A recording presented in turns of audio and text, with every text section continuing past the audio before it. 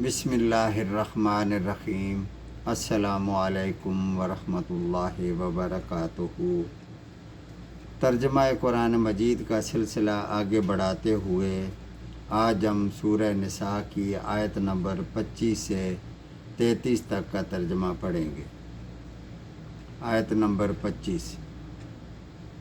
اور تم میں سے جس کسی کو آزاد مسلمان عورت سے نکاح کرنے کی پوری وسعت اور طاقت نہ ہو تو وہ مسلمان لونڈیوں سے جن کے تم مالک کو اپنا نکاح کر لو۔ اللہ تعالیٰ تمہارے اعمال کو خوب جاننے والا ہے۔ یعنی آزاد عورتوں کا حق مہر زیادہ ہے اور تم استطاعت بھی نہیں رکھتے اور نکاح بھی ضروری ہے کہ کسی فتنے میں پڑنے کا اندیشہ ہے تو تم اپنی کسی لونڈی سے نکاح کر لو اور ان کو تھوڑا بہت مہر دے دو۔ یا اگر کسی لونڈی سے تم نکاح کرنا چاہتے ہو، اس کا مالک کوئی اور ہے تو اس کے مالک سے اجازت لے کر ان سے نکاح کر لو اور قاعدہ کے مطابق ان کو بھی مہر دے دو۔ وہ پاک دامن ہوں، نہ کہ اعلانیہ بدکاری کرنے والیاں ہوں اور نہ خفیہ آشنائی کرنے والیاں ہوں۔ اور اگر یہ لونڈیاں نکاح میں آ جانے کے بعد پھر اگر وہ بے حیائی کا کام کریں تو ان کو آدھی سزا دو۔ یعنی معاشرے میں آزاد عورت کی جو سزا مقرر ہے اس سے آدھی سزا دو، کیونکہ وہ مسکین ہے اور لونڈی ہے۔ کنیز سے نکاح کرنے کا یہ حکم تم میں سے ان لوگوں کے لیے ہے جنہیں گناہ یا تکلیف کا اندیشہ ہو، یعنی اگر وہ اپنی شہوت پر قابو نہیں رکھ سکتا ہو اور گناہ کا مرتکب ہو جانے کا خدشہ ہو، ورنہ تمہارے ضبط کرنا اور کنیز سے نکاح نہ کرنا بہتر ہے۔ یعنی اگر وہ ضبط کر سکتا ہے، اپنی شہوت پر کنٹرول کر سکتا ہے تو پھر لونڈی سے نکاح نہ کرے بلکہ ضبط کرے۔ اور اللہ تعالیٰ بخشنے والا اور بڑی رحمت والا ہے۔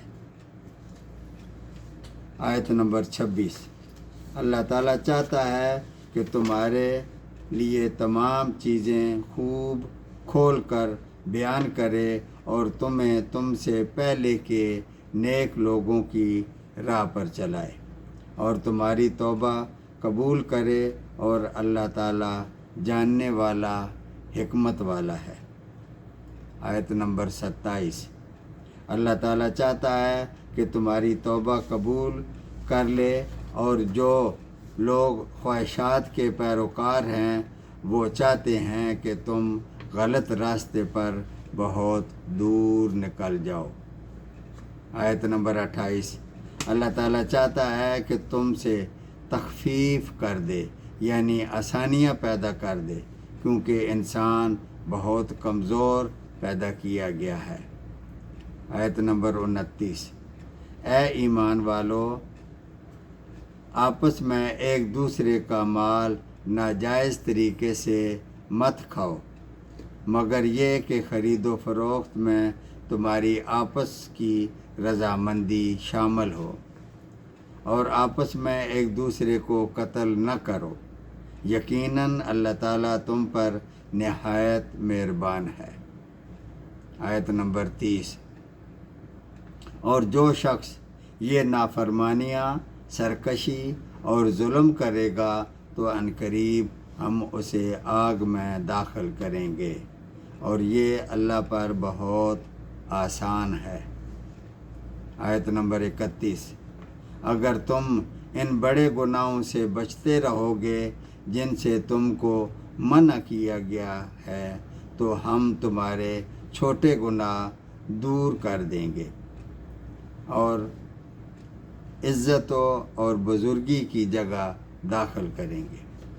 گناہ کبیرہ ہمیشہ توبہ کرنے سے معاف ہوتے ہیں، لیکن گناہ صغیرہ نیکیوں کے بدلے اللہ تعالیٰ دور کرتے رہتے ہیں۔